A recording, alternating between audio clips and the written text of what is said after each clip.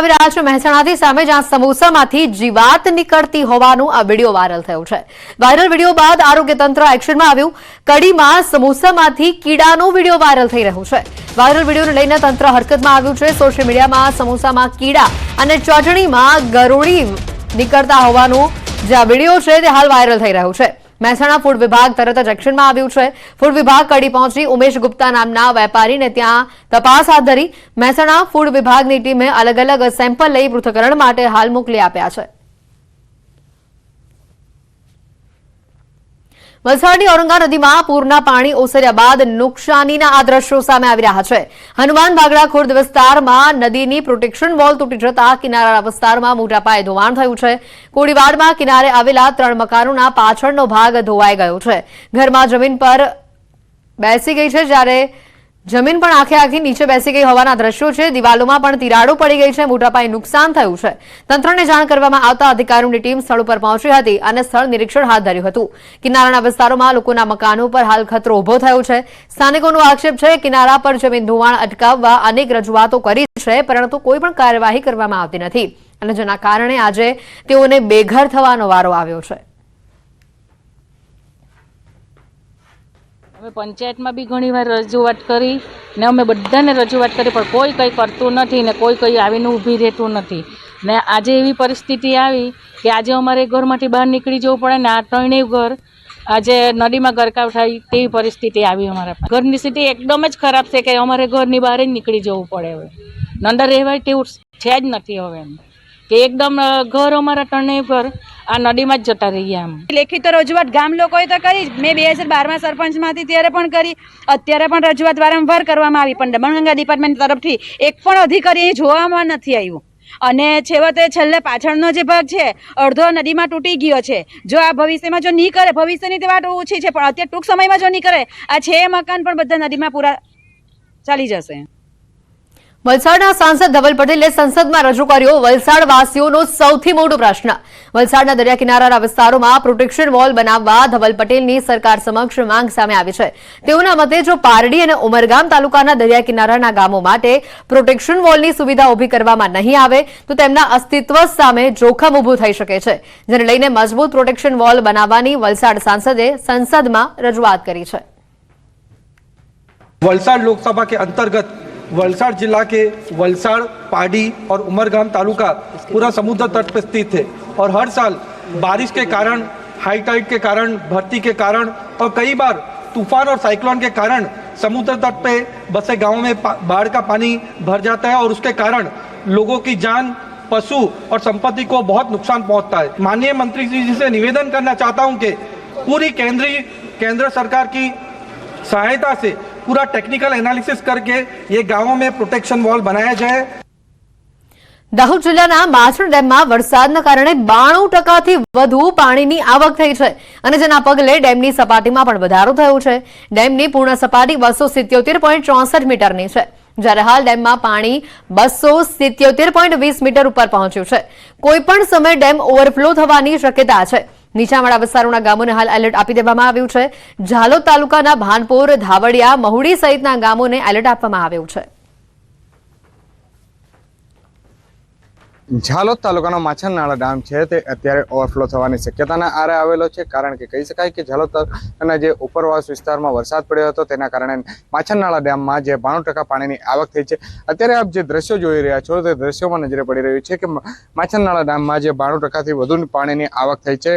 આ ડેમની પૂર્ણ સપાટી 277.64 મીટર છે અને અત્યારે જે કહી શકાય કે ડેમ જે છલોછલ ભરપૂર થઈ રહ્યો છે અને તેને લઈને જ તંત્ર દ્વારા નીચાણવાળા 7 ગામોમાં એલર્ટ પણ આપી દેવામાં આવ્યું છે। હાલ જે પવન ફૂંકાઈ રહ્યો છે તેની સાથે સાથે જે પાણી પણ એટલું હાલક ડોલક થઈ રહ્યું છે અને ડેમથી ઉપર નીકળવાનો પ્રયાસ પણ કરી રહ્યું છે, ત્યારે કહી શકાય કે માછણનાળા ડેમ છે તે ક્યારે પણ ઓવરફ્લો થઈ શકે છે।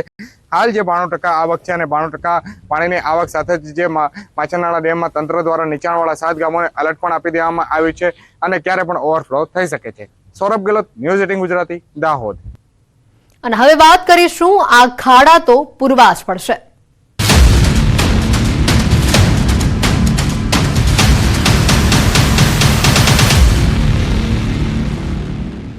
છોટાઉદેપુર નજીક આવેલો ઓરસંગ બ્રિજ ખખડધજ બની ગયો છે. રજવાડા સમયના આ બ્રિજ ઉપર ઠેર ઠેર મસમોટા ખાડા પડી જવાથી વાહન ચાલકોને ભારે હાલાકી પહોંચી રહી છે. છોટાઉદેપુરથી મધ્યપ્રદેશને જોડતા નેશનલ હાઈવે 56ના આ માર્ગની સમય મર્યાદા પૂર્ણ થઈ જતા બ્રિજ હાલ જર્જરિત સ્થિતિમાં છે. વરસાદી પાણી ખાડાઓમાં ભરાઈ જતા અકસ્માતનું પ્રમાણ પણ વધી રહ્યું છે. વાહન ચાલકો બ્રિજના સમારકામની માંગ કરી રહ્યા છે. રજૂઆતો છતાં બ્રિજની કામગીરી ન થતા લોકોમાં તંત્ર સામે ભારોભાર રોષ જોવા મળી રહ્યો છે. પુલ જે છોટાઉદેપુર તાલુકાનો મધ્યપ્રદેશને જોડતો મુખ્ય રસ્તો છે સાહેબ. તમે મુખ્ય રસ્તાની તમે એની આજની મિનિટમાં હાલત દેખો, એવી હાલત છે કે તમે મોટરસાયકલ પણ જઈ શકે નહીં. આ રસ્તાને તાત્કાલિક આ રિપેર કરે અને પ્રજાને મુશ્કેલી ન પડે. મને તો એવું લાગે સાહેબ કે ખરેખર છે ને આદિવાસી વિસ્તાર છે, આ આદિવાસી વિસ્તારને જેટલા જે આદિવાસીઓ મરે એટલા ઓછા, અહીં અથડાઈને એક્સિડન્ટ થઈને મરે એટલા ઓછા. એટલે આ તંત્ર ધ્યાન કેમ નથી લેતું? એ પુલમાં એટલા બધા ખાડા થઈ ગયા છે કે એની કોઈ હદ નહીં. કોઈ આવર જવર માટે કેટલા માણસો પડી જાય છે. મેં પોતે બી પડી ગયો છું. અને કંઈક બાસ્કું કંઈક ગમે તે કોઈ અનાજ બનાજનું કંઈક લઈને આવે તે બી પડી જાય છે. બહુ ખરાબ હાલત છે. સરકાર આ બાબતે કશું દેખતી નથી. કોઈ ધારાસભ્ય કે સંસદ સભ્ય કે કોઈ જોવા બી અકલો નહીં આવતો. ઓરસંગ બ્રિજ ઉપર 108 એમ્બ્યુલન્સ, એસટી બસ સહિત રોજના હજારો વાહનો પસાર થાય છે. સાંકડા અને ખખડધજ રસ્તાવાળા આ બ્રિજ પરથી પસાર થવામાં વાહન ચાલકોને હાલાકી વેઠવી પડે છે. આ બ્રિજ ઉપર એક સાથે બે મોટા વાહનો પસાર થઈ શકે તેમ જ નથી અને જેના કારણે ટ્રાફિક જામની પણ અહીંયા ભારે સમસ્યા રહે છે. આ બ્રિજની નજીક ડોન બોસ્કો શાળા પણ આવેલી છે, જ્યાં મોટી સંખ્યામાં બાળકો અભ્યાસ કરે છે, જેમને અવરજવર માટે પણ મુશ્કેલી પડે છે. સ્થાનિકો અને વાહન ચાલકોની સાથે બાળકો પણ માંગ કરી રહ્યા છે કે તેમને નવો અને पहोड़ो ब्रिज बनावी आपवामां आवे. ये परेशानी है ये कि गड्ढे बहुत है यहाँ ऐसी. ये पुलिया या तो सही बना दे या फिर नया बना दे. पर देखे तकलीफ बहुत पड़ती है यहाँ पर. एक तो बारिश का टाइम है और गड्ढे हो गए तो चलने में बहुत दिक्कत आती है. इधर दिन में बहुत ट्रैफिक होता है, सिंगल रोड है और ऊपर से ये पुलिया यहाँ से जाम में फंस जाते हैं और उधर से आते हैं तो भी जाम में फंस जाते हैं. तकलीफ पड़े, खाड़ा बहुत ऊंडा ऊंडा पड़े रहा जावा आवा में तो कहीं हामू करता है तो हारू एम जल्दी गाड़ी में नुकसान થાય ને પેસેન્જર ને બેઠો કે લાગે એવું છે. ગુજરાત અને મધ્યપ્રદેશને જોડતો નેશનલ હાઈવે નંબર 56 છોટાઉદેપુર તાલુકામાંથી જે પસાર થઈ રહ્યો છે, આપણે તસવીર બતાવવા માંગીશું. ઓરસંગ નદી ઉપર વર્ષો પહેલા એટલે રજવાડાના સમયની અંદર આ પુલ બનાવવામાં આવ્યો હતો, પરંતુ આજની તારીખે આ પુલ ખખડધજ હાલતમાં થઈ ચૂક્યો છે. અહીંથી કેટલાક રાહદારીઓને પસાર થવું મુશ્કેલ બન્યું છે. મોટા વાહનો અહીંથી પસાર થાય, સામે જો આવી જાય તો મોટું ટ્રાફિક પણ થઈ રહ્યું છે. કેટલાક આજે અંતરિયાળ વિસ્તાર આદિવાસી વિસ્તાર છે, આદિવાસી વિસ્તારમાંથી કેટલાક બાઇક લઈને આવે છે, તેઓના અકસ્માતો પણ થયા છે. અહીં કેટલાક મોતને પણ ભેટ્યા છે. પરંતુ આજની તારીખે આજે બ્રિજ છે એટલો ખખડધજ હાલતમાં થઈ ગયો છે, લોકોને મોટી મુશ્કેલી પડી રહી છે. આ જ મેન હાઈવે છે, મધ્યપ્રદેશ જવું હોય તો આ જ રસ્તેથી પસાર થવું પડતું હોય છે. આપ જોઈ શકો છો કે નાના બાળકોને પણ લઈ જવું મુશ્કેલ પડ્યું છે. એટલે ચોક્કસથી આ જે બ્રિજ છે વર્ષોથી આ પરિસ્થિતિ છે, તંત્ર કોઈ ધ્યાન આપતું નથી તેવું સ્થાનિક લોકોનું આક્ષેપ છે. હવે જ્યારે આ બ્રિજ ખખડધજ હાલત બન્યો છે ત્યારે તાત્કાલિકના ધોરણે બ્રિજનું સમારકામ કરવામાં આવે, ખાડા પૂરવામાં આવે તેવી માંગ ઉઠી છે. સેજબ Khatri, news 18 Gujarati, Chhota Udepur. Vadodara Bharuch express highway પરથી પસાર થતા હોવ તો સાવધાની રાખજો. ભરૂચથી કરજણ અને કરજણથી વડોદરા વચ્ચે ભારે વરસાદના કારણે આરસીસી રોડ ઉપર પડેલા મોટા ખાડાઓના કારણે 5 જેટલી ગાડીઓના ટાયરો ફાટી ગયા છે અને જેનો આ વિડીયો પણ સામે આવ્યો છે. એક્સપ્રેસ હાઈવે પર આ પ્રકારની પરિસ્થિતિ સર્જાતા અનેક સવાલો ઉભા થઈ રહ્યા છે, જેને લઈને વાહન ચાલકોએ પણ લોકોને એક્સપ્રેસ હાઈવે પર વાહન સંભાળીને ચલાવવાની ચેતવણી આપી છે. ગીર સોમનાથથી વધુ સમાચાર. 123 વિદ્યાર્થીનું ભાવિ અહીંયા અધ્ધરતાલ છે. હાઈસ્કૂલ અચાનક જ બંધ કરી દેવામાં આવતા વિદ્યાર્થીઓ રઝળ્યા છે. ઉનાના નવાબંદર ગામની ટ્રસ્ટની હાઈસ્કૂલ અચાનક જ બંધ કરાતા વિદ્યાર્થીઓ રઝળ્યા છે.